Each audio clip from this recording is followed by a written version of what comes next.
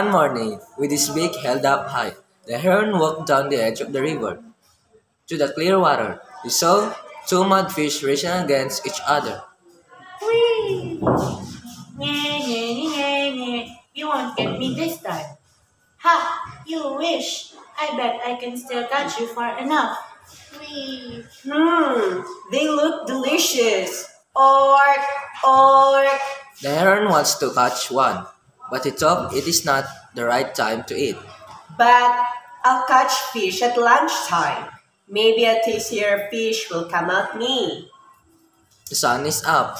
Now it's time for lunch. The heron waited hours ago, and now he is getting a little hungry. Fishes! Come out whenever you are. Ork, ork. While waiting, he found a catfish hiding in the stone.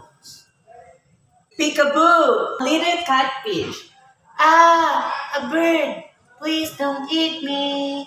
The heron thought for a second, and changed his mind again. Okay, I'll just wait for the carps to come by. I think they are bigger and tastier. Ork, ork.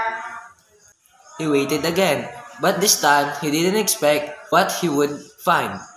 A gabi. Ha ha ha! It's so funny playing here.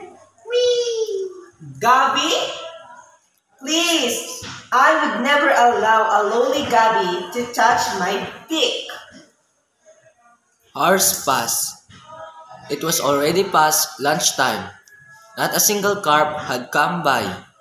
When the heron looked into the water, she could no longer see the two mudfish, the catfish, and the gabi. His stomach was already gurgling due to hunger. Ork, I'm so hungry. Woo!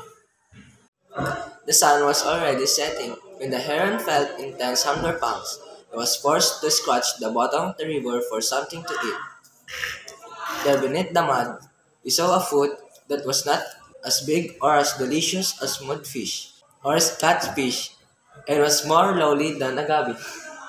Oh, a snail. I do want to eat this, but I have no choice. I'm so hungry. Ah!